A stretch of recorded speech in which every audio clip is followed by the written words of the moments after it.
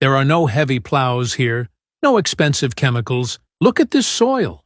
It's dark, it's moist, and it's breathing, just like it's been doing all night, because it has. This isn't some high-tech miracle. It's a biological harvest, extracted directly from the starch of a single handful of rice. I'm not going to tell you this is some brand new invention. It isn't. Nature has been running this operating system for millions of years. Look at your soil. I mean, really look at it. If you've been gardening for a few seasons and you find yourself reaching for a colorful plastic bag of NPK every time a leaf turns slightly yellow, I have a hard truth for you. You aren't a gardener. You're a debt collector for a chemical company. For decades, we've been sold a lie. We've been told that plants are simple machines, that you just pour in nitrogen, phosphorus, and potassium, and out comes a tomato. But have you noticed something? The more of that blue powder or synthetic granulate you pour on, the harder your soil becomes. It starts to look like concrete. When it rains, the water just sits on top or runs off, carrying your expensive chemicals straight into the local creek. When it's dry, it cracks like a desert floor. Why is that? Because you're medicating the plant while starving the construction workers under your feet. Imagine your soil as a massive, complex city. In a healthy city, you have plumbers, electricians, waste management, and delivery drivers. These are your microbes, the bacteria, the fungi, the protozoa, and the earthworms. When you dump synthetic fertilizers onto your garden, it's like dropping a massive shipment of pre-packaged meals into a city, but cutting off the electricity and water to the people who live there. They stop working. They die. Synthetic fertilizers are salts.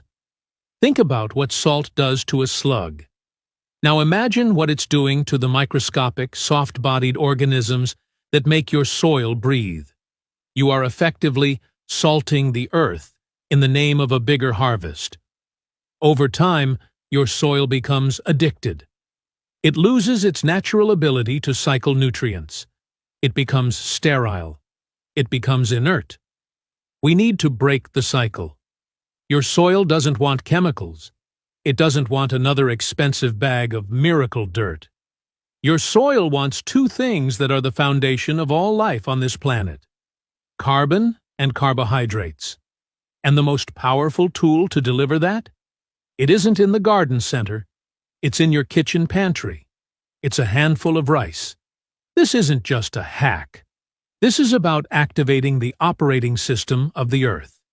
Today, we're going to talk about how to stop being a consumer and start being a biological manager. We're going to turn that lifeless dirt back into living soil. The starch ignition theory. So, why rice? Why not bread or pasta or just sugar? To understand this, we have to look at the chemistry of the grain. Rice is a complex carbohydrate, a polysaccharide. To a microbe, a grain of rice is like a high-density battery. It is packed with stable energy that is released slowly. When you put rice into the soil, you aren't feeding the plant. This is the first mistake people make. They think, oh, the plant will eat the rice. No, the plant couldn't care less about the rice right now. You are feeding the soil food web. The moment that starch hits moist soil, it sends out a silent signal, a chemical dinner bell. This triggers a mass migration. First come the bacteria, specifically species like Bacillus subtilis. These are the special forces of the soil. They sense the starch, and they begin to multiply at an exponential rate. They aren't just eating, they are processing. As they consume the rice, they release enzymes that unlock minerals already present in your soil. Minerals that were previously locked in the clay or sand where your plant's roots couldn't touch them. Next come the fungal hyphae. These are long, microscopic threads that act like the internet cables of the forest. They wrap around the rice, breaking it down further. But here is the magic part. As these microbes eat the rice, they produce a substance called glomalin and other polysaccharides. Think of these as biological glue. In dead, compacted soil, the particles are crushed together with no airspace. But when these glues are produced, they start to stick tiny particles of sand, silt, and clay together into crumbs or aggregates. Suddenly, the soil has structure. It has pores. These pores act like lungs, allowing oxygen to sink deep into the earth. They act like sponges, holding onto water so your plants don't wilt the moment the sun comes out. This is the starch ignition. You are providing the spark, the rice, that starts the engine, microbial activity. Once the microbial population booms, the predators arrive. Protozoa and nematodes show up to eat the bacteria. And then the heavy hitters arrive, the earthworms. Earthworms don't actually eat dirt. They eat the microbes on the organic matter. When you create a microbial bloom with rice, you are creating a 5-star buffet for earthworms. They will travel from meters away, tunneling through your hard clay to get to that rice pocket. As they move, they create vertical and horizontal shafts, nature's perfect irrigation system. They leave behind castings, worm poop, which is the most balanced, nutrient-dense fertilizer on the planet. All of this happens without you picking up a shovel. You aren't digging. You aren't tilling. You are managing a workforce. You provide the carbohydrate, and they build the architecture. The enzyme cascade. Beyond simple calories. To truly master the rice operating system, we have to go deeper than just calories. We need to talk about enzymatic signaling. When that rice starch begins to break down in the presence of native moisture, it doesn't just sit there. It triggers what biologists call an enzyme cascade. As species like Bacillus and Pseudomonas detect the presence of complex polysaccharides, they begin secreting specialized proteins, hydrolases, and phosphatases. Think of these as molecular scissors.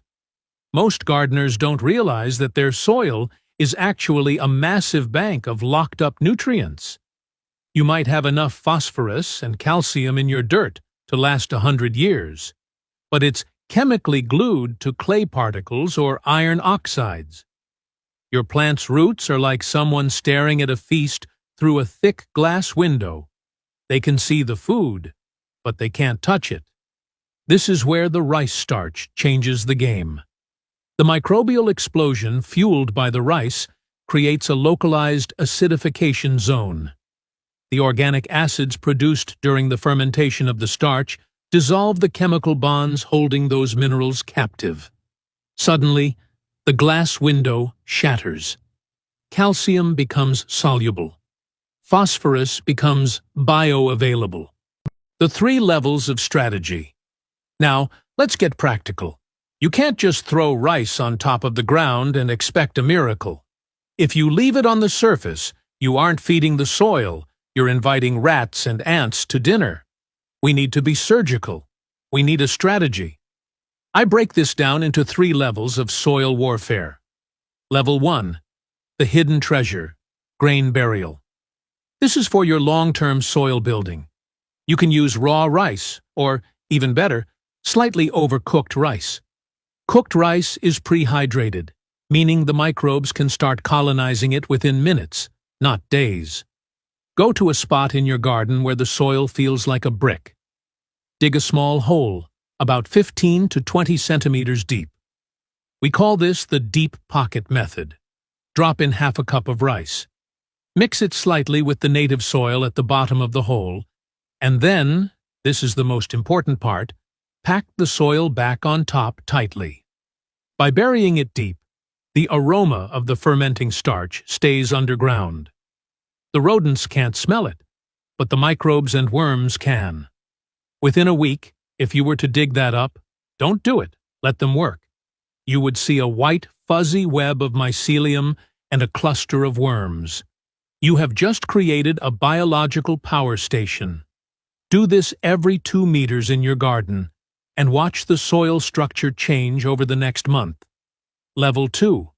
The Fermented Elixir, Rice Wash IMO. This is for the advanced gardener. When you wash your rice for dinner, that cloudy water is white gold. It is full of soluble starches and vitamins, but we can make it more powerful. Take that rice water and put it in a jar. Cover it with a cloth so it can breathe, but bugs can't get in. Let it sit in a dark corner for 3 to 5 days. It will start to smell slightly sour. That's the lactobacillus bacteria moving in.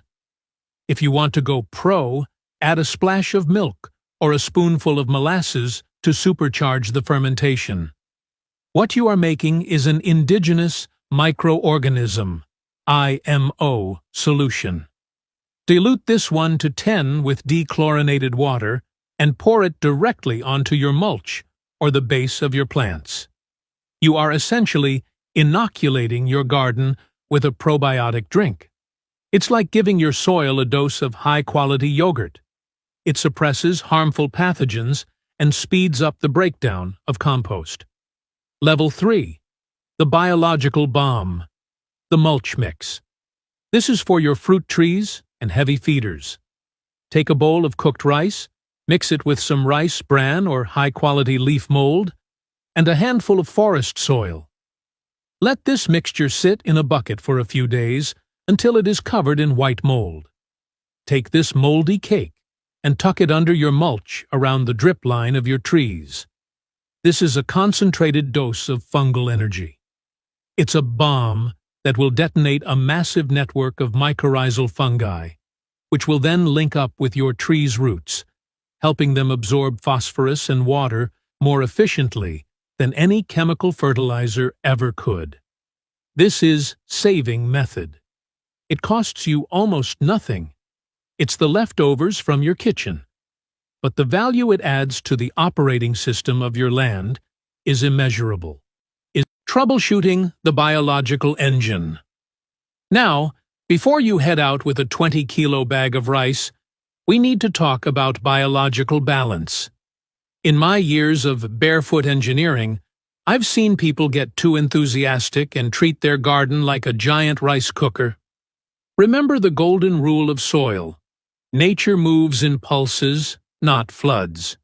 If you bury too much rice in one spot, let's say more than a cup, or if you don't pack the soil tightly enough, you might run into the anaerobic trap. Without enough oxygen, the decomposition shifts from healthy fermentation to putrefaction.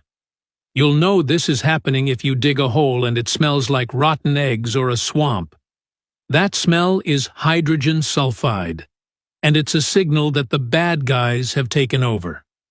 To prevent this, always mix your rice with a bit of roughage. If you have heavy clay, toss a handful of dry leaves or crushed eggshells into the hole with the rice. This creates micro-air pockets. Think of it as giving the microbes a ventilated dining room. The roughage ensures that oxygen can flow even as the rice expands and softens. Another tip: monitor your nitrogen. Because rice is high in carbon, the microbes need a little bit of nitrogen to process the meal. If your soil is extremely depleted, the microbes might temporarily borrow nitrogen from the surrounding soil to break down the rice, causing your plants to look slightly pale for a few days. Don't panic. This is called nitrogen tie-up, and it's temporary. Once the microbes die off, they return all that nitrogen plus interest back to the plant. However, if you want to avoid this dip, simply water your rice pocket with a bit of diluted compost tea or that fermented white gold we talked about earlier. This provides the starter fluid the engine needs to get through the initial burn. This isn't just dumping and hoping, it's precision management. You are the pilot of this biological craft. Watch the gauges, feel the soil, and adjust the mix as you go. Results and the freedom of the gardener. If you follow these steps, something is going to change, not just in your garden, but in you. In about a month, I want you to go out to that spot where the soil was hard and cracked. Don't use a shovel. Just use your hands. Reach down and pull back the mulch. You'll notice the soil is darker. It's cooler. When you grab a handful, it won't crumble into dust or sit like a heavy clod. It will have the texture of a rich chocolate cake. It will stay together when you squeeze it, but fall apart easily when you poke it. You'll see the white threads, the mycelium. You'll see the engineers. And look at your plants. They won't have that fake neon green look that comes from a nitrogen spike. They will have a deep, vibrant, healthy luster. Their stems will be thicker. Their fruit will be more flavorful because it's packed with minerals from the deep earth, not just 3 basic elements from a bag. But the biggest result? It's the freedom. You are no longer a slave to the garden center's schedule. You aren't worried about the rising price of fertilizer. You aren't worried about burning your plants with too much chemical salt. You've moved from a system of control to a system of cooperation. This isn't a method for people who want to show off with expensive gadgets and branded bottles. This is for the people who understand the rules of the game. It's for the person who values a handful of rice and a little bit of patience over a quick artificial fix. You are now a manager of a living, breathing ecosystem. You've successfully rebooted the operating system of your soil. So, the next time you're in the kitchen and you're about to dump that rice water down the drain, or you have a bowl of leftover rice that's a bit too dry to eat, stop. Take it outside. Give it back to the earth. Nature doesn't need us to fix it. It just needs us to get out of the way and provide the spark. The rice trick is that spark. Start small. 1 pocket of rice, 1 jar of fermented water. Observe the change. Listen to your soil. It's been waiting for this. It's been hungry for real food for a long time. Go out there and wake up your soil. The barefoot engineer way.